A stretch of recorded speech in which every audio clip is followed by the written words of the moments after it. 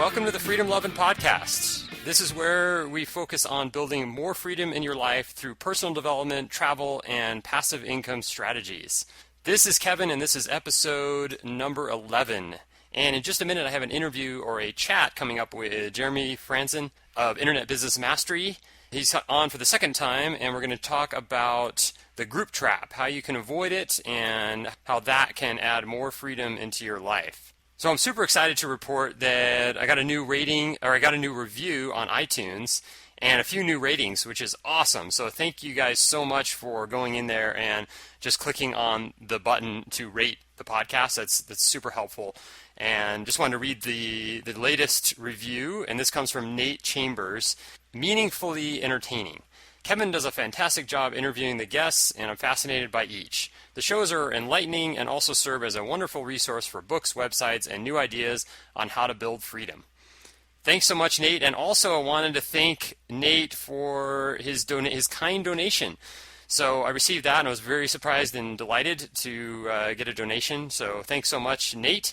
And if you like this show and you want to help out, please give me a rating and review on the iTunes link. That would be greatly appreciated. I'll have the link in the show notes for this show at freedom11.com. And just a quick update on my travels. I've been in Boulder, Colorado now for about 2 months. And actually, it's not quite 2 months. But I'm coming up on my third month. I decided to stay another month, but I have to move out of the place that I'm currently in because it's a sublease and the landlord is coming back, or the owner is coming back. So I got to move out, but I'm just going to move just across town.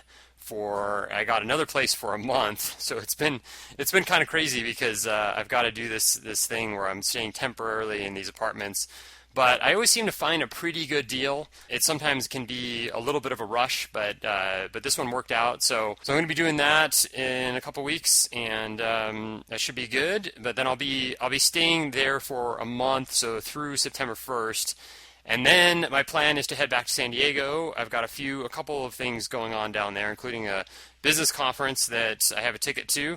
And so after that, I'm actually looking at, and I'm just about ready to pull the trigger on a trip to Thailand. So there's an event going on there with the Dynamite Circle. They're having a conference, and that's a group that I'm in. It's if you want to see more on that, it's dynamitecircle.com. But it's a group of entrepreneurs, and most of them are kind of living in different places and traveling and doing some kind of perpetual travel type of lifestyle. And so there's going to be a lot of speakers, and it's going to be in Bangkok. Should be a great time. So I have to make that decision today, and I think I'm leaning towards going. So, and after that, I think I'll head up to Chiang Mai, which is northern Thailand, and chill out there, do some work, and then explore a little bit. I wanted to see Burma. It's pretty close to northern Thailand, and it's just recently opened up, so you can go there. It's been a pretty rough place throughout the decades and the last century. So, but now it's you can actually go and visit. So I want to check that out and see what's going on there. And there's another little town called Pai that I loved. I was there last year, and when I was in Thailand, and it's kind of north of Chiang Mai, and it's just a tiny little town. It's really relaxing. There's a river that goes through it, and anyway, I want to go back there just for a few days, and so that's what I'm thinking.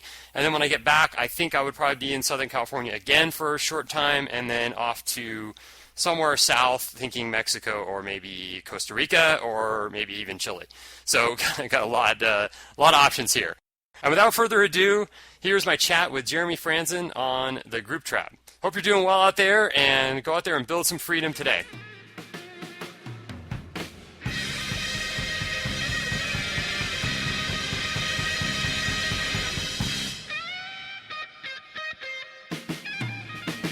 All right, well, I'm excited to have for the second time on Freedom11 Jeremy Frandsen of Internet Business Mastery and UltimateFreedomQuest.com.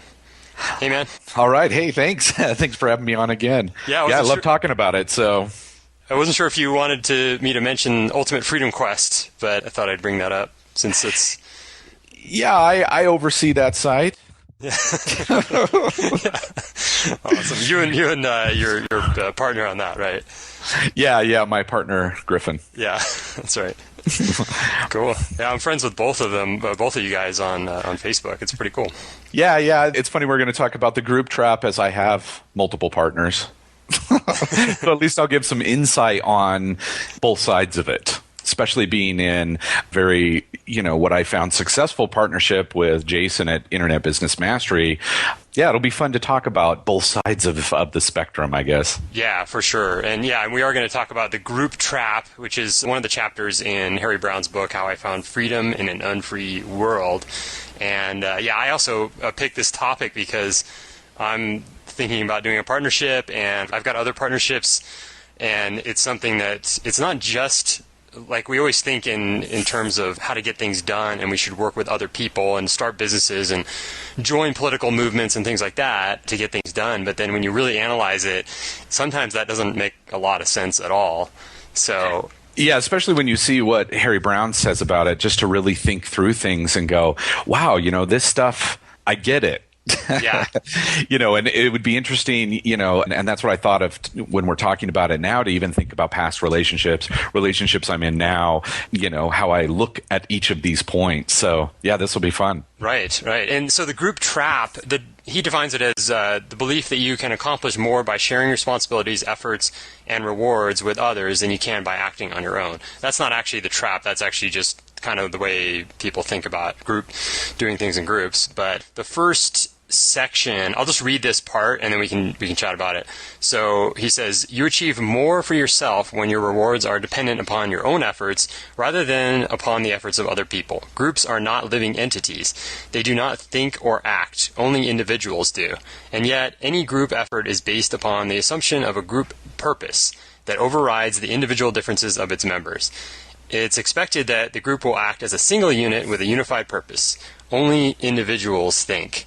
Perhaps each person entering a group unconsciously assumes that it will act in unison for his objectives and by his methods, but every other participant probably has a similar assumption regarding his ideas. What they get instead will inevitably be a compromise. Yeah. Yeah, that's an interesting thing. I think that one of the keys to it now, like the way I have decided to, I guess, remain in a group, even if it's just a partnership, is trying to think through all the consequences and then deciding if I'm willing to pay those consequences, both good and bad. Yeah. Now, when I started different partnerships, I didn't think of any of this. Yeah. It just seemed smart because it's like, well, I get to have one other person to bounce things off of. Hopefully they'll do about half the work, and hopefully they'll do the work that I don't like. Now, most of that isn't the case. And actually, I've been in multiple business partnerships, and they all failed unbelievably miserably, including one where we actually had an office. And I came into the office one day, just completely, it's a Tuesday, came into the office and opened the door, and nothing was in the room. Huh. The desks, the computers, the files, everything was gone.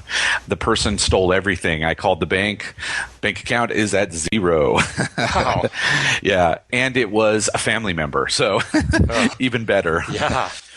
So, I mean, there's a lot of risks. And to me, actually, the risk of compromise is probably the biggest and the toughest. Mm-hmm. Because now, and he even talks about later about instead of being around somebody that you have to compromise, finding people that have as close to similar incentives and goals as you do so that you don't have to compromise. You find that person to connect with that's very close to you.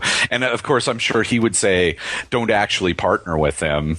Yeah. Just, like hire them as a consultant or something like that. But yeah, so he points out this idea that only individuals think, and you can't really it's tough to have a group purpose because everybody in that group has their own individual purposes. I know you guys talk a lot about single motivating purpose. And yes. Yeah, how do you do that in a group? Because like I'm in Boulder now, and there's a lot of startups here, and I keep hearing about different companies starting, and it's kind of getting me thinking, like, should I be doing that? Should I be looking for funding and getting a bunch of people together and forming a company and stuff like that? And but then I think back to this idea of once you get one or two more people involved, it just becomes confusing and complicated, and then everybody's got their own ideas of what should happen, and then it becomes a lot more difficult. Yeah, man, there's so many different directions to go with this. I think I would say that I probably would never start a typical partnership ever again. Like, I got really lucky with Jason. Yeah. And when our single motivating purpose, and this was why we were attracted to be friends in the first place, because it all started with we were just meeting in our own little 2-person mastermind to talk about business and our own internet businesses and stuff. And because it started in that way, and as we got to know each other, we were just really similar. Yeah.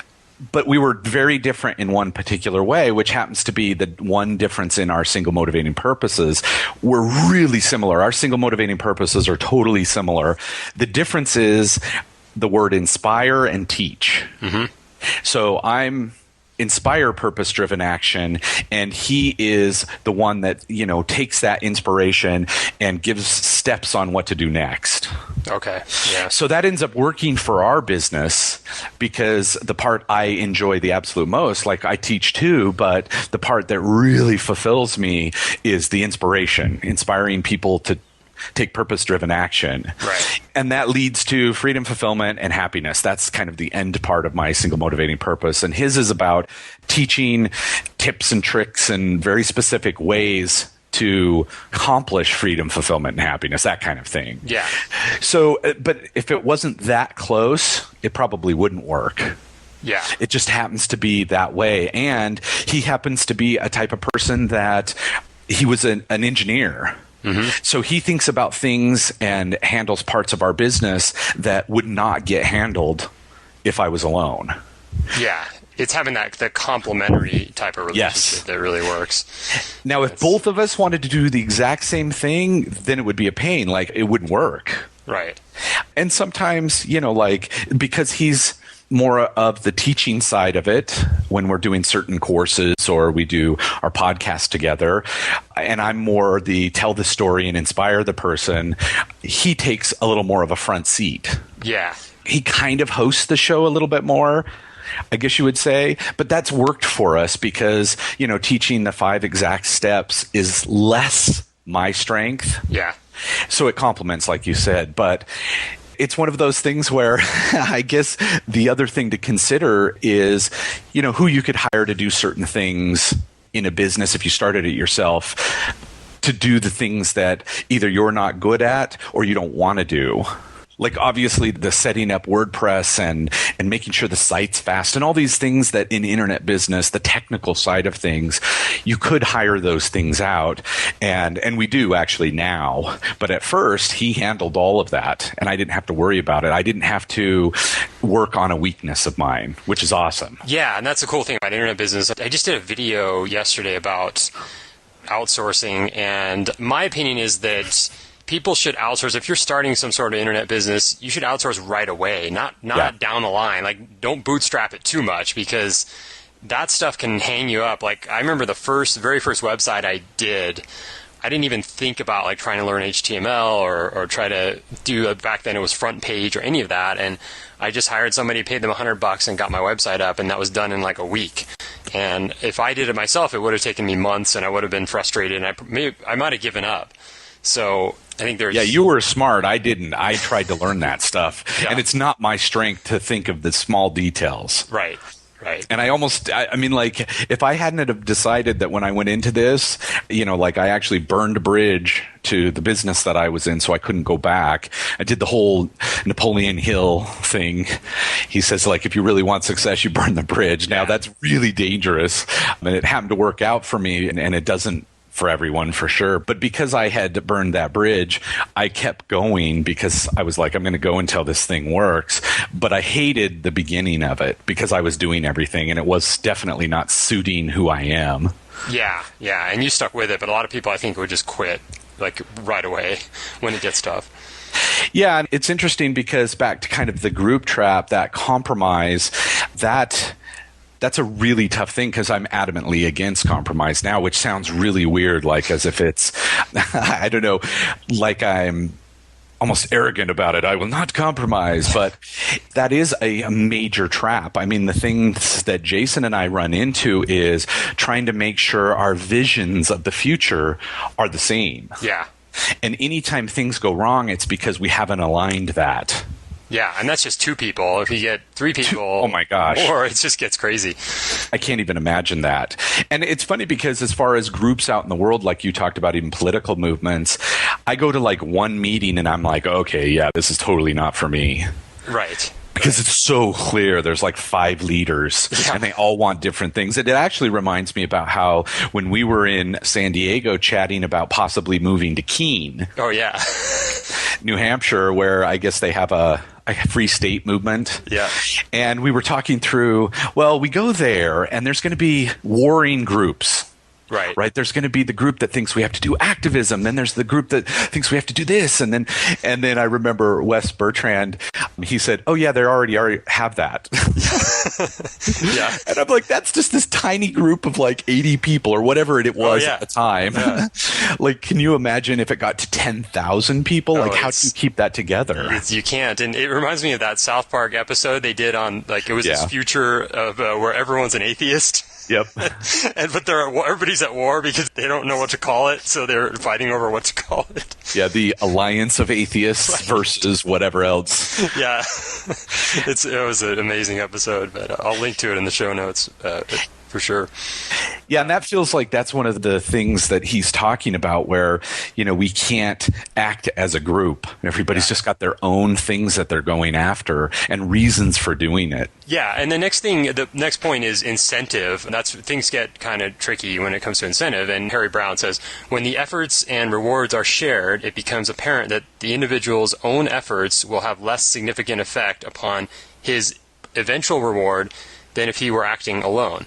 Of course, he expects to get half the value added by the other person too, but he doesn't control the other person's effort. He controls only his own effort. So what he controls will produce only a half reward. And obviously, Harry Brown was not being politically correct using the he and his every time. But yeah. Well, it's an interesting thing because one of the things that you could also consider is while I'm doing my half, the other person's doing theirs, and I would have had to do theirs, so I'm twice as fast. Yeah, that's true. Because I've got the other person, and I don't think he addresses that. Now, still, if I was to do things now, I've got all the knowledge. Right. So, and I even have a project that I'm going to be working on that will be me. Just me. But I have all the knowledge now, and I've got the ability to hire the people for other things too, and it's in a different realm, and it's not something, let's say, Jason's quite as interested in. So it's one of those things where I'll now do that, but when I started, I didn't know any of it, so it would have taken me easily twice as long. I mean, that's probably the one way that maybe, and he might say I still fall in the trap because of that. Oh, yeah. But he doesn't address that either, the speed of how quickly things happen, because as you and I are talking right now, Jason's doing some work that he'll give to me and then I'll finish. Yeah, exactly. I mean, and I couldn't do both. I couldn't be doing that and this. Yeah. It's true. I mean, I have a partner too with my business, and it works out like that as well. I mean, we do about half the work and we share the reward, but then it gets tricky because sometimes it's someone does more than the other, and then somebody gets upset, and then it's just like it's this big conflict over who should get paid what. It's not always cut and dry, like you guys, I guess you have like 50-50 pretty much across the board. Yeah. Right? Yeah, then there's no real discussion of that. I mean, like there's been a couple of times where we talk about or make sure things are happening, but out of 8 years, each time we've talked about it, it was like one time he was doing certain things and I was doing a lot of body surfing. Yeah. And I went to him and went, okay, well, what should I be doing? Because you're doing this thing and everything else is working and I've got to wait for you to do it. But is there anything else, or do you want to take time off while I'm doing my side? And it's never been the other person going, dude, you're not working enough. Yeah, that's right. And in fact, we at one point, because we just thought you should, we were tracking our time. Uh-huh. Oh, you worked 4 hours, I worked 4 hours. And that ended up being crazy because on different tasks, we do different speeds. Yeah. Like How do I know my 1 hour is equal to his 1 hour? Maybe he's way faster at something. Right. So instead we went, okay, well, we're just going to look at results. Yeah. Did you get that done? Right. Then the incentive would be you can be as fast as you want to be. Yeah, like you may work all day, like 20 hours on Monday, and take the rest of the week off and have it all done. And the other person may be working 8 hours every day or something. Yeah, and sometimes people go down rabbit holes of things they enjoy. Like there's times when he goes into our payment system and creates a whole campaign and does this whole thing and spends all day doing it. And I am listening to a new business book and I go for a drive for 6 hours. You know what I mean? And they're different, but we both chose those. And if in the end we wanted a specific result, we chose that time. We could have done less. We could have done more. And as long as we get those results, that's the key. But still, I mean, that's in a partnership that works. And it just, again, it's one of those weird luck things that it happened to work. Any other partnership, including marriage, did not work for me. Yeah, that's right. We'll get to that in a little bit. Cool. But so Harry Brown does point out that he talks about joint efforts, and he says joint efforts are possible. In fact, they're necessary to increase the standards of living. You can't produce your own automobile from scratch, nor can you really produce much of anything without relying upon the efforts of others.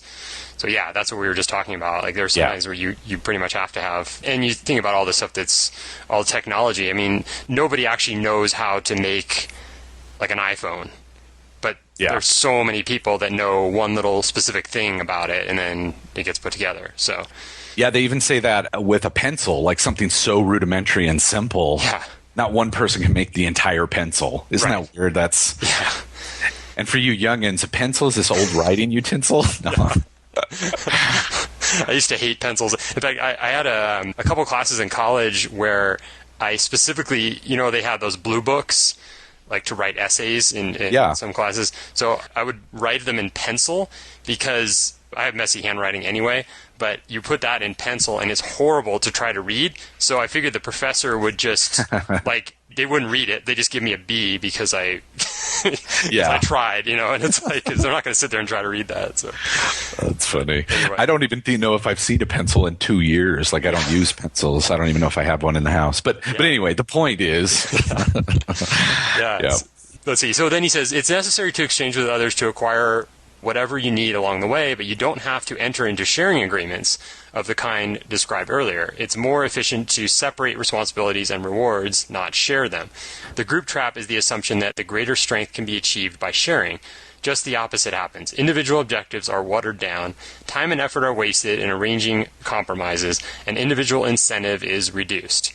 And then as Thoreau said, the man who goes alone can start today, but he who travels with another must wait till that other is ready. Yeah. Talk about, that's the part that we probably, Jason and I run into our partnership is because we took, there's a test called the Colby test, and it measures, one of the things it measures is your quick start, like how fast you can move, like how much information you need before you take action and that kind of thing. Like in that case, the one area we're different is I'm incredibly fast with how I take action. Yeah. Like I get just enough information to take action, and in this one particular way, and everything else we're exactly the same, Jason and I, he needs more information and he takes more time to think through, like he wants to think through more of what could happen to make sure it doesn't happen before he takes the action. So we kind of have joked that I'm the gas and he's the brake. Yeah. And so that is one of those areas where there are times when we're both having to, I guess that would be the closest thing to compromise is I'm like, okay, let's do it today. And he needs 3 days to prep and get himself, you know what I mean? Right. And I'm sure it's probably slightly irritating to me or to him that I'm going, okay, let's go. And he's like, dude, we haven't even thought through this. Yeah. And I'm going, what's taking so long? You know what I mean? Yeah. It's been years. That's very simplistic. Now we know how to work together and we just plan it that way. But that is true. Like for me, I could go quicker. That also doesn't mean, though, that it wouldn't have had more problems because I didn't think it through. Yeah. You know what I mean? Like, so it's a weird thing. In any other way, I would completely agree. With this one lucky example, it seems to work for us. But in everything else, I completely agree with that. I want to go at my speed. Yeah, and then that's what becomes a problem with businesses, with companies that have multiple employees. And every company that I ever worked for before I started my own thing was completely dysfunctional. It's not even close. I mean, it was all every single time. And I had this vision, like when I was younger, I thought, well, there's got to be a company out there that I can work for that's not dysfunctional. But I tried so many of them, and no way. It's impossible. And it's amazing that some are actually successful despite all the problems that they have with exactly what Harry Brown's saying here, is that this idea that separating responsibilities really works, and that greater strength can be achieved by sharing. And that's, he's right. The opposite happens because everybody's needs don't get met. Yeah. It's like all the individuals get forgotten about, and it's all about this kind of common goal, and it's just a big mess. Yeah, years ago, I worked at E-Entertainment. They're a network that it's all about entertainment, the entertainment business, right? And I was, Soup, right? and true Hollywood stories and this kind of thing, right? And when I was there, it was really interesting to see. That was my first really big corporate kind of job, and I was an editor. I actually helped make the programs. We would cut together all the video and make it an actual show, and we would get like these reports of how well the business is doing. And I thought, how funny is it that somebody up there, all they are looking at is, well, we use Talk Soup, it's getting a share of this, it's getting, it's this popular, so that's good. We're bringing in this much revenue.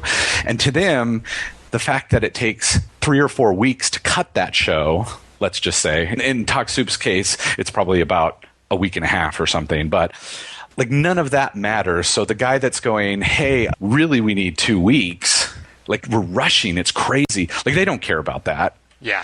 They don't, you know what I mean? And one of the things I found when I started working there is I was given a true Hollywood story, and I didn't know how long it was supposed to take to cut, so I cut it in about 3 weeks. That's what it's called, editing the show together. Sure. And a group of editors, when I did that, came in and completely yelled at me. They said, true Hollywood stories take 6 weeks to cut. So you will make it take 6 weeks. Right. Because not everybody can do it fast, and things happen and things get in the way of it happening that fast, and you're going to ruin it for the rest of us. So it's funny because this speaks to all of this. Yeah. I was paid the same as them, and basically I was kind of cropped down to their level if I wanted to still work there. Yeah, and it used to drive me nuts, like the whole thing of, Kevin left at 4:30 today. He's not a hard worker.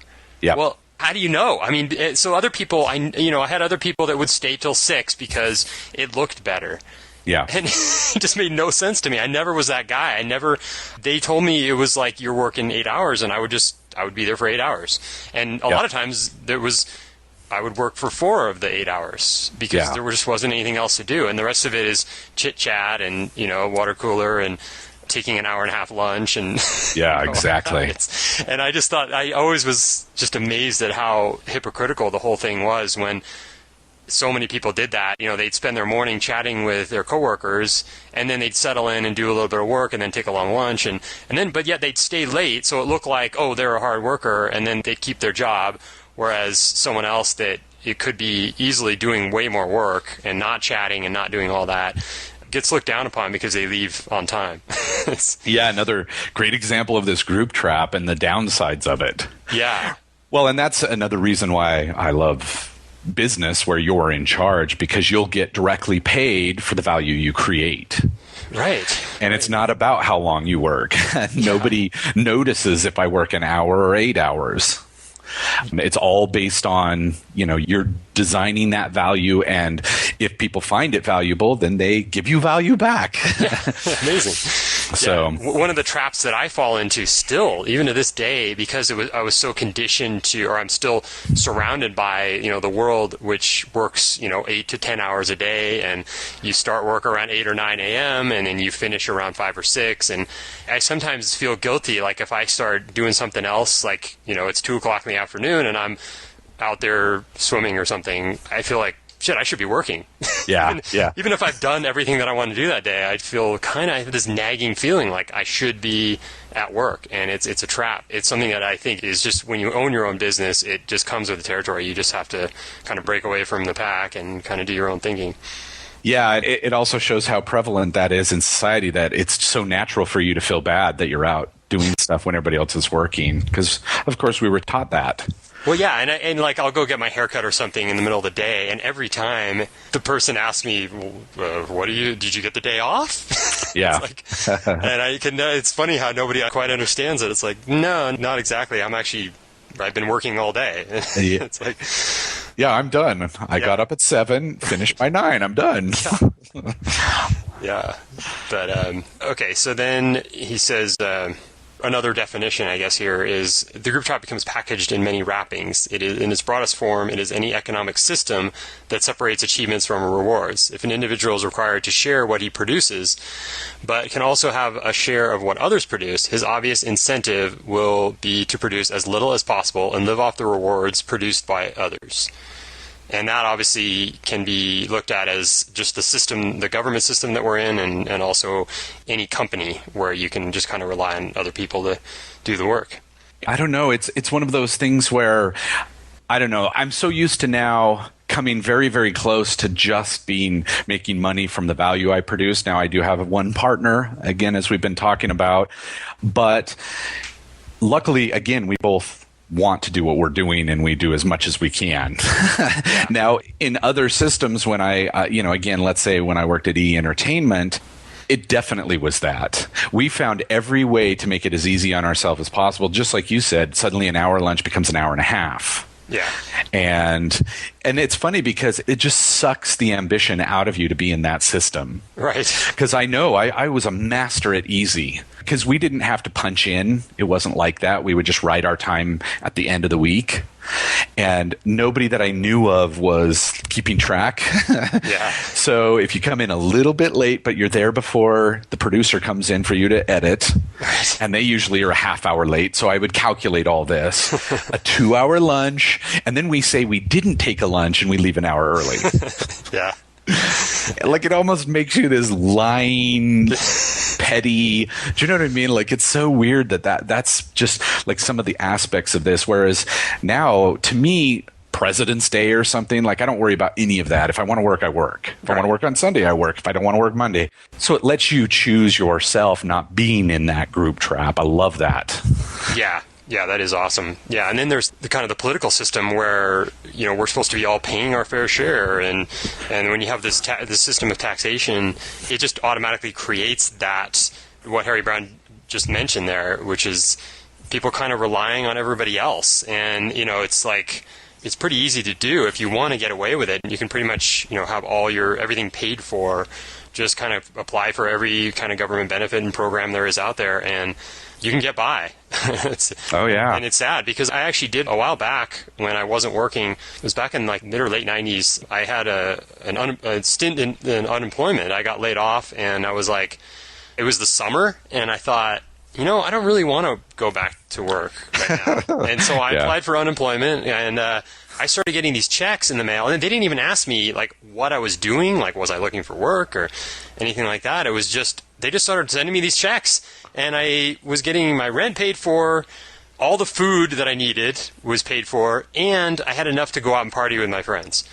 Crazy, yeah. I didn't have any incentive. It was amazing. The first month of that, I was like in heaven. I was like, this is awesome. I don't have to work. I can just get everything taken care of. And then after a while, I just started getting like really depressed, and I didn't know why. I actually thought, I was like, I got this amazing life. Like, why am I feeling this way? Yeah. But it finally hit me once because I actually ended up getting a job, and then everything, like all that feeling of depression just went away. And I was like super happy. And yeah, that just kind of told me that taught me a lot right there. I'm like, I'm never ever doing that again. But taking away those incentives, it really hurts.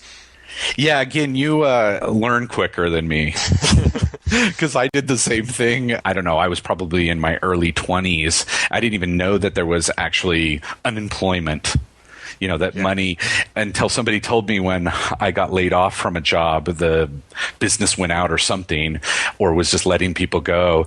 And I went and got it. And like you said, it completely paid for everything. And here where I was at the time in Salt Lake City, Utah, you'd get it for 6 months. Yeah. So I was getting close to the 6 months. So I stayed on it, man. I played. Yeah. Now, I was also writing and doing some other things, thinking that would one day make me money. Because again, I was in the whole movie business thing. But, about 6 months, then a friend goes, "Hey, did you know there's extensions?" And I was like, "What's an extension?" "Oh, you can get 3 to 6 months more if you're having trouble finding a job." Right. And I'm like, oh. So I went in, and here's how easy it was. They're like, "Well, what do you do?" And I worked in the movie business. And in Salt Lake, guess what? There's no movie business. That's amazing. And they didn't even say, "Well, what are you doing here?" And I came back here because it was just cheaper to live while I got laid off. You know what I mean? Yeah. So, and my whole family's here and this kind of thing. And of course, I was like 22 or something. So I was staying with my dad. Yeah. So it's one of those things where I was like, what incentive is that? I was like, oh man, I get to write for a year. This is crazy. Yeah. And yeah, I ended up getting a job before that extension failed, which I later found there was even another extension. And had I known about being able to get, I don't know what they're called now, but they were called food stamps. Yeah. It's just all the different welfare. So I could have gotten all of that. I just didn't know. Yeah. I also didn't know about, the non-aggression principle and all the stuff that I know now. But, back then it was just like, hey, this is free money. This is amazing. It's free money. Yeah, that's right.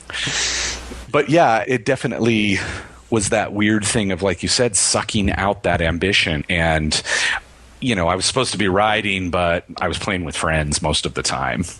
Yeah, that's right. And then you just kind of walk through life like aimless and no purpose. And yeah, exactly. Yeah, it's not a great way to be. And but anyway, so he has some types of alternatives. I'll just read this part.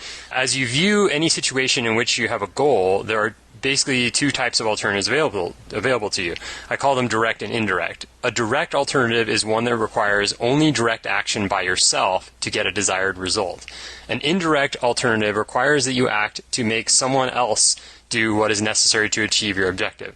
Once you've seen the positions and attitudes of the other people involved, a direct alternative requires that you make a decision.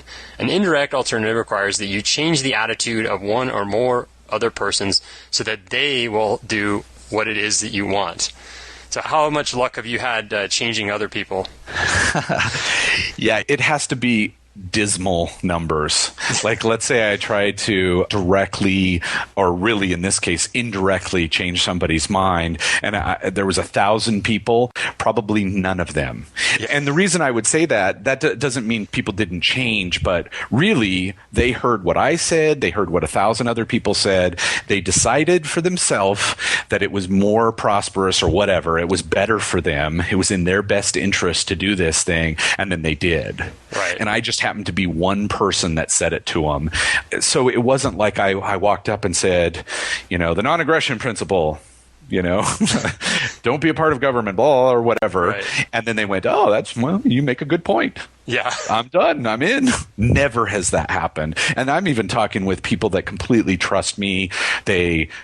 Do you know what I mean? Like, they have a connection to me. Nobody has done that. Right. Like, I kind of speak and inspire, and I, this is kind of what I do. And still, you can't change somebody that isn't ready or doesn't want to. And it's definitely a trap to think you can. Yeah. And you were even saying that with the internet business stuff. Like, if someone isn't looking for it, it's tough to kind of talk to them about why they should have an internet business, right? Yeah, I don't waste time. If somebody's like, what do you do? Oh, I do this internet business thing. Oh, why should I do that? I go, you shouldn't. Yeah. Maybe you shouldn't. Yeah. We do need people to be employees. Yeah. I have employees and I need employees. Right. So that I don't have to do certain things, and they get paid, and they get the incentive of being paid a certain amount for what they can do. I need that. But yeah, it's that thing where if the desire isn't there in any of it, whether it's internet business or the freedom thing, or like if that desire isn't there, especially don't waste time with it now. Yeah, and it does go back to the discussions like the freedom stuff. Is it easier to go out there and try to change the minds of thousands or hundreds of thousands or millions of people through like politics, for example, or is it better to increase your freedom with stuff that's totally in your control, or at least mostly in your control, like starting a business and creating some sort of freedom out of some passive income or a business that you enjoy or whatever it is? Yeah, I mean, that's the direct way he's talking about. What steps can you take in your life? Putting up graphic memes on Facebook to have people stop spanking kids. Does that work? I don't know. Why don't you just not hit your own kids? Yeah. Start there, and then when people see how they are, you can say, oh, well, I don't hit my kids. I believe in the non-aggression principle in every aspect of life. Right. It is interesting because I definitely do have people asking me about how I live my life when they hear certain things, whether it's on the show or I write about something.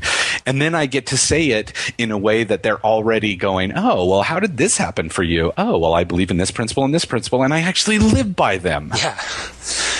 And that completely, I think that's where I get the most value. Walk the talk, right. And then people ask about how you're walking. Why are you doing that? And then you go, oh, well, here's why.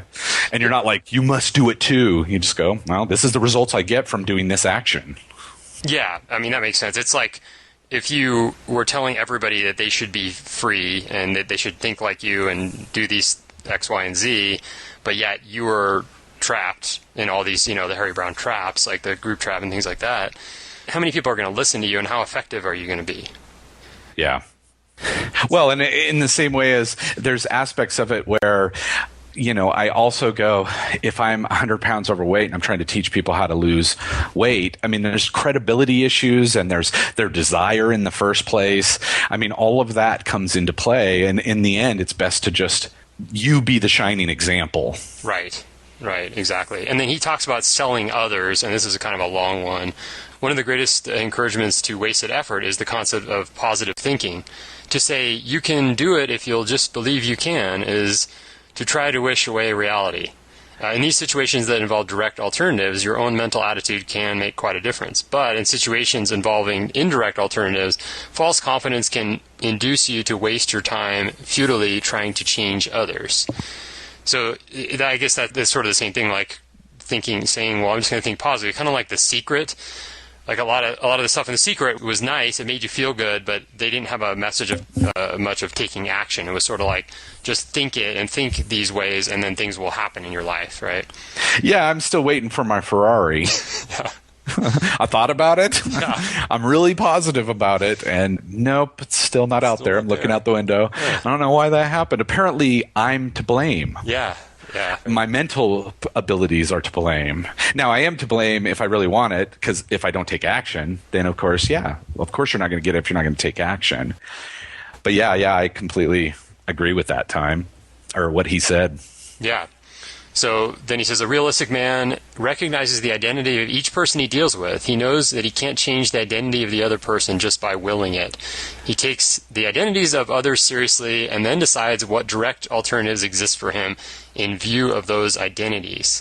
And I think this kind of speaks to the nonviolent communication.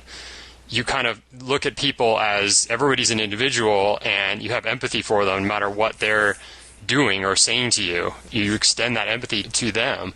And it's much easier to find the path that works best for you there, as opposed to just immediately discounting that person for whatever their opinion may be. Yeah, it seems to also work in romantic relationships. Like what I used to do, and everybody I dated before was doing to me, I'm sure as well, is you meet the person and you go, oh man, this person's awesome. There's still things I could change, right? Like we're not compatible all these places, but that's okay. We'll fix that. Yeah. And now I definitely don't do that. And I try very hard not to do that in any type of relationship I'm in. I go, this is who that person is. And then I get to choose. That's the power I have. Do I want to be around him or not? I mean, even Stefan Molyneux from the Free Domain Radio podcast, he talks about doing that even with family. Right. Going, you're my mother, but do I want to be around you? Yeah, you have a choice. I mean, it's, according to society, you don't, but you really do. So. Yeah, with everything you have the choice. I mean, I now look at every single relationship and, any sort of group I'm going to be involved, any of it, and go, where can I affect change? Do I really want to be here? It's unbelievably freeing. I mean, just that alone, getting out of this trap is crazy additions to your freedom. Yeah. And then you mentioned relations, like romantic relationships. So I know we're pretty aligned on the whole marriage thing. What do you think about, like, isn't marriage like the traditional marriage where you sign a agreement with the state that, blah, blah, blah, you're going to be committed to this person for forever? Isn't that pretty much the group trap right there? I think so. Most people don't. There are times when, I get in light debates with people about that. Yeah. Of course, I go, well, obviously you can do what you want. Yeah. It's not for me. I'm dating somebody now and we had to go through this talk. Uh-huh. I don't even, for me, my level of autonomy is incredibly high. Yeah. And so to keep that autonomy high, I mean, there's certain things that I'm absolutely certain about myself don't work. And so to tell that to somebody that's different than normal, the way normal people are, it took her some time to go through. And at any given time I went, I didn't do it this blunt, but really this is how blunt it is. You don't have to be with me. Right. And that's how you don't have to be in almost all the situations. Now, I have no choice over the thugs with guns, but I can make sure I'm not around them as much as possible. The thugs with guns being the state. Okay. Like I don't have to go to a public place and load a gun and threaten them. Right. Like I don't have to do that because I don't want to draw those people to me. Yeah. So it's like being in the ocean. I'm not going to throw chum out, bloody fish heads if I don't want sharks. I'm not going to do that. Yeah. I'd like to keep the percentage of freedom I have as high as possible. And that's going to be the same with relationships. But it's just being so solid in yourself and where that is to be able to explain it to people. And then if it's not right for that person, you don't have to be together. It's almost this weird thing like, oh, we have an attraction, so we got to do absolutely everything to keep it going. Right. What? I mean, there's like 7 billion people on the planet. Really? Yeah. I've got to make this one relationship that clearly we're just not aligned at all. We got to make it work. But if you sign a contract and it's for life and then 5 years go by and things change, people start thinking, well, I have to change then, or I have to get my partner to change, or something has to change. Yeah, a lot of these come into other traps he has. He has a trap where it's like Harry Brown talks about how you go, oh, I put so much money into this, like I got to just put more to make it worth it. Yeah, the bad investment trap. Yeah, something like that. I can't remember what it's called, and that seems like what it is. Oh, I put 7 years into this relationship. Right. And now everything for me is all about trying to figure out the consequences ahead of time. He also teaches this as well, where you go, okay, I'm going into this situation. What are all the consequences? And am I willing to pay all of them, both good and bad? And almost nobody thinks about it like that. It's kind of more in the moment and state of, or part of life you're in, like, oh, I'm this age. I should be looking at getting married, or I should be doing this. And so, yeah. Well, and that's where I go, okay, well, does marriage work for me? It doesn't work for me in the autonomy sense. It certainly doesn't work in the financial sense. It's way dangerous. Yeah. And really, it's dangerous for both. For a lot of years, I went, wow, it's strangely, incredibly dangerous in most states for men more than ever. Yeah. And I'm currently in Utah, and it was a financial massive blow to me. Yeah, it's pretty horrible when you look at it, and I don't know about Utah, but California, it's 10 years. If you go past 10 years, that's like the key number. Then if you're a man in the relationship, you can get really screwed, and there's nothing you can do. Yeah, you could pay alimony for the rest of your life unless she gets married. Yeah. And that's, yeah. Yeah, no fun. Crazy. No fun. Yeah, that's pretty crazy. Well, so I want to wrap up. So the selling others part, he's got a few more things to say here. So a realistic man recognizes the identity. I read that. So that doesn't mean that no one ever changes his ideas or plans, but the changes occur only when they make sense to the individual, when they are harmonious with his basic nature. There are occasions when you must sell something to someone else, possibly even selling for a living. But an efficient salesman doesn't approach the world with the idea that his persuasive powers could change anyone. Rather, he accepts people as they are and relies upon two talents. One, his ability to locate people whose self-interest would be satisfied by his product or service, and two, his ability to demonstrate those people the connection between his product and their self-interest. The most successful salesmen, consciously or intuitively, recognize and accept the identities of the people they deal with. They take seriously their prospects' attitudes and objections, and they don't waste their time with inappropriate prospects. Because they realize that they can't sell everyone, they're more selective in picking the people they'll try to sell. And that, I think, speaks to the business stuff and also the relationship stuff. Yeah, absolutely.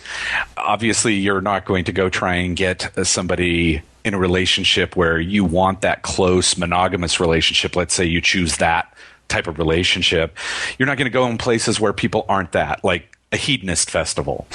Yeah. Do you know what I mean? Like, it's just, and then it's a weird thing because it sounds so, I don't know, sterile or something to say everything is sales and marketing. Yeah. Like, and I kind of approach in a relationship I'm in now, as we talked through things, when I said marriage is most certainly not in the picture for me ever again, basically I'm trying to sell her on who I am, and she's trying to sell me. Are we going to spend time together? And so, you know, one of the things when I said, oh, well, here's something that I won't be a part of, but here's what I do in return. Right. Like for me, when a relationship, I was like, look, it's about intimacy for me. Mental, emotional, and even physical intimacy, all of that. Yeah. That's what I want. I don't need this outside label. I want to totally know you. Yeah. That's what I have to offer, is a really close no games relationship. I'm not going to pretend. I'm not going to lie. I'm not, you know what I mean? Like, so, and that really is selling the other person. Here's the goods I have to offer. Yeah. I mean, again, it sounds weird to say it that way in a relationship, but it really is that in all aspects, even when you're trying to pick a friend. Oh, totally. So to me, yeah, I completely agree with what he's saying here. Yeah, I think that pretty much says it. So he has, the last thing is a key to freedom. So that's what we're talking about here, is how to get more freedom.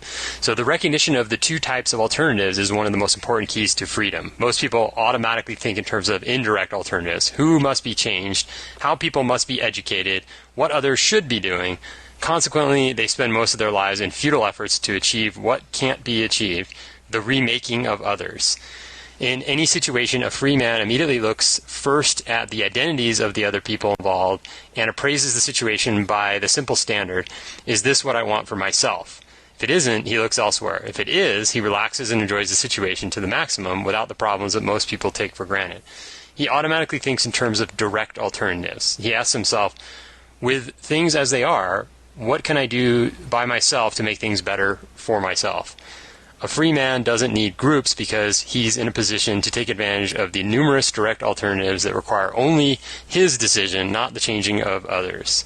So, yeah, I guess, and what I'm thinking is, I guess the only way he would get into a partnership or a group is only if and when and as long as it meets his needs, makes things better for him. Right. But the key to all of this is being completely aware of it ahead of time. Yeah. Right? Like knowing, okay, well, if I'm going to come do this, there's going to be certain consequences.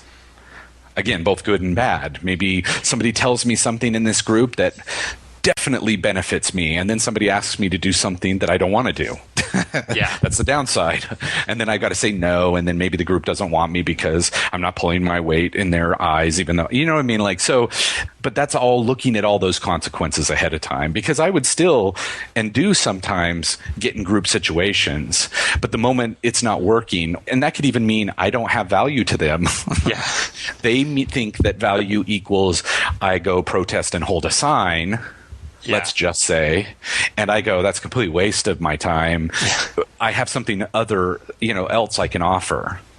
And if they don't see that way, then boom, I'm gone. I'm totally fine with that. It's almost like being really certain about who you are and being able to, again, pay the consequences, even if that means people are like, no, we don't even want you in the group. Right. It reminds me of the group. I've never been a big, even like as a kid and now, I've never been a big person of being in big groups of friends. Yeah. For me, it's more, I'd rather just go hang out with one person or a small group or something. It's funny how other people react to that. Like if I happen to be in a big group and I'm friends with like 2 people or something and there's like 10, total, and I'm not friends with the rest of them, I don't really feel the need to associate with everyone. But there's things like leaving that become interesting. Like, I don't really feel the need to say goodbye to people that I said hello to. I get it. Yeah. It's like, and then people are like, "What? You're not gonna?" That's kind of an issue with the whole group trap thing. But it's something that I've figured out, and I know myself, and I don't feel like I have to do anything. So that's kind of a tough one, because then people start to think like, "Well, what's wrong with you? Well, why aren't you being social?" or whatever it is. And then, worrying about that, I guess that's the part of getting over. I guess after years, I now don't worry about that as much. I go, this is me. And hopefully they go, oh, that's just his little quirk. Yeah. And obviously the person that goes, man, he didn't say goodbye. Yeah. Obviously I'm not going to be friends with that person anyway. Right. So I'm fine with that. I'm fine with him going, well, that's odd. Yeah. He's just totally not a social butterfly. When he wants to leave, he just leaves. Yeah. And our friend Trevor is, I think, the best at this one. He'll just leave. It's coming and going. Yeah. Yep. Which I think is, in some ways it's respectable, because it's like, yeah, I mean, yeah, the thing that I get is I say hello to somebody and there's like a group hangout or something, and then am I supposed to go and say goodbye and give them a hug, and even though I didn't talk to them? It's like, I don't think so. All those little group traps. Like, I have a friend kind of like Trevor, even maybe more extreme in the way that if we're talking about something, he may say, I'm not interested in this. Yeah. And that is so bizarre at first. Yeah. And then so freeing, because guess what? The next time he's talking about something, I can go, I'm not interested in this. Yeah. Like, it's almost like another level of freedom. Now, it's not rude. Like, he's not being rude. He's just going, you're going to kind of waste your time telling me and waste my time because I don't want to hear it. Yeah. So I'm going to daydream. I'm going to think about other things. Like, think of how often that happens in any sort of group environment, especially party environments. Most of the time parties, I'm just like, well, but it's that literally, it's like the total honesty and respect for other people by being totally true to you. Oh, yeah. Yeah, totally. You're not trying to change them, and hopefully they're not trying to change you. So it's a direct alternative. Yeah. So he wraps up with the easier way. And he says, group endeavors are inefficient because they neutralize incentives by creating shared responsibilities, efforts, and rewards. You think and decide and act only for yourself. It isn't realistic to believe you can double your thoughts and actions by adding an equal partner, or that you can multiply them 100 times over by joining a large group. You waste precious time, effort, and money when you attempt to achieve freedom through the efforts of a group. You can achieve far more for yourself by using direct alternatives to free yourself of government interference, social pressures, and other conditions that restrict you. Yeah, and I guess as you kind of look into with your podcast, getting rid of those, let's say, government interferences and conditions that restrict you is kind of what you're looking into, right? Like, and you can. Like, it's not a set thing. I don't know why it reminded me of this, but I once got audited by the IRS, and it was a mistake in my social security number at my business, where I worked, that triggered this thing. It wasn't me doing special things that got me in trouble. But as I'm there, it's so funny because we're talking through, he goes, here's a rule that was broken. And we're looking at my deductions. And even though the deductions aren't what triggered, they look at anything, right? Like, they look at absolutely everything. And it was, some totally normal deduction. And he was going, okay, well, yeah, I don't think this is right. And I went, like, it's exactly the definition. And he goes, oh, well, let's get out the definition. He gets a definition. And instead of saying, I don't even know what an example. Like, let's say I needed a uniform for work, and that would be a completely legitimate deduction to, write off your uniform. And he looks in, and instead of saying any piece of clothing that's required by work, can be written off. It's so vague. The code was crazy vague. Yeah. And so it literally said nothing about the actual fact of a uniform or paying for a uniform. It was so vague that he could say anything. He'd say, oh, see, it says no. And I went, well, wait a minute. Actually, it said this, so that means this. And he went, oh, God, I think you're right. And I went, oh my gosh. So everything he said, I made him look up the code. Yeah. Because I could manipulate the code. Yeah. I could say, oh, well, really, that's what a lot of this stuff is. like the government interference, because I know that if you get certain type of government papers, whether they're LLCs or, you know what I mean, you incorporate in a certain way, you suddenly have these new things you can do. Yeah. And so there are ways to adjust. And so what he's saying about, wasting time, doing freedom through these group efforts, there's so many ways you can do it just by you taking that action. Like just me going and getting that LLC. And then I talked to a lawyer and he says, oh, well, if you have a management company, then you don't have to pay this 35% business tax. You instead pay it this way. And I went, oh, well, how much is that? And he's like, $500. I'm like, how much will that save me every year? Could be 20, 30, 40,000. I'm like, what? Oh, yeah. Like, that's me going and doing that. I didn't have to go to the government building and go, stop making me pay 35% as a business owner. Right. Instead, I just paid a guy $500. He set it up and now I don't pay that. Yeah. It's amazing. It's like when you look at all the various protests that happen and you think back to like Vietnam War, like it was something like 10 years of protests or 8 years of protests. I mean, constant protests. I mean, of course, I wasn't alive then, but just from what I read about, and it really did nothing, because what ultimately happened is the war ended because the U.S. was getting its butt kicked and there was just no way to really continue it. And so these 8 years of people going out on the streets and protesting was pretty much, I would say, a waste of time. I think people would disagree with me on this, but what if they just withheld the money that they were paying in taxes to support this war? I mean, what if that was the thing they did? Wouldn't that be more effective? Yeah, I mean, there's probably a load of things they could have directly gone and done that had more value than, sitting stinky in a park with a sign, whatever. I'm always looking at the protest stuff and I just shake my head just because it's so different than valuable to me. Yeah. But yeah, I'll bet you we could list 50 things that could have been done that would have been more valuable than that.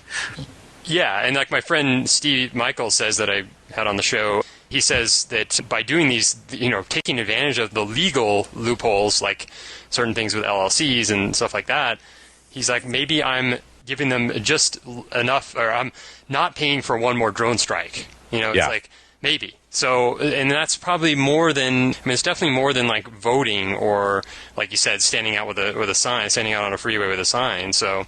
Yeah, it's funny, that voting thing. I always think, oh, you're just encouraging them. I totally believe that with most of that. Yeah. Like you're just playing into the system. Whereas I try as much as possible to go, okay, any way I'm going to touch the system, it's to possibly get me a little more freedom. Right. So, okay, well, I'll touch the government system by getting an LLC that encompasses all my other LLCs. Okay, that's where I'll touch it. But I want to draw no attention to my happiness and what I'm trying to do by thugs that want more. You know what I mean? Like, so I'm like, oh, I'm not, again, that's why I was joking about not loading a gun on a video saying, come get me, suckers, basically. It's like, talk about the exact opposite of freedom to me. Yeah, completely. And I don't think you so much, but I've been involved with movements and a couple of political things and in the past, and it was just, looking back on it, it's just really a waste of time. Although I did make some good contacts out of it, made some friends and things like that. But as far as actually accomplishing anything productive in society, I don't think there's anything really that got done. Yeah, I know one of them was Ron Paul, right? Yeah. Yeah, like he didn't get elected. That's the tough part. Yeah. Now, a lot of people go, oh, well, he brought us to this movement, and then now they're trying to get somebody else elected. It's like, oh, painful. Right. Yeah. The same thing over and over again. Oh, painful. Yeah, it is. Totally. So, cool. Well, I think we've done the group draft to death, so. Yeah. I don't know if there's anything else to say, but. Yeah, I guess kind of that wrap up is the indirect versus the direct, and really being clear on what is good for you. Right. Like starting in that place and creating more freedom for yourself and not waiting for other people to change first. Yeah. Like it makes such perfect sense. And it is true. It does go up percentage wise. Obviously, the more time and effort I put into my freedom, and even if it's little incremental change, now I'm up to 68% freedom. Right. Like that's something I can actually do and I can feel happy about on a daily basis and see. Like I see the effects really quickly. And that's that direct side rather than the indirect side. And especially if you know all the times you've tried to change somebody and they don't change, like even if I was wrong at 100%, nobody changed directly. Let's say it was 8%. Yeah. Like how many things would you do that gets 8% results? Yeah. So, well, and maybe somebody has better results and they get 40%. Right. Yeah, do you know what I mean? Like even that's still a failing grade. Yeah, that's a tough way to live, I think, is trying to go out there and change people so that you can be happier or more free or whatever that goal may be. Yeah. So there you go. Oh, cool. Well, that was cool. That was fun. Yeah, thanks for coming on again. And again, it's Jeremy at internetbusinessmastery.com and some other site. And other sites, yeah. And other sites. So, well, and you can see the Harry Brown stuff on ultimatefreedomquest.com, and there's a tool section. If you hit that tool section, you can see a list of all the Harry Brown stuff that's on that site right now. Yeah, it's an awesome resource, and I'll link to it in the show notes as well. So we'll have that. All right. Thanks for having me on. Cool, man. Thanks. Yeah, have a good one.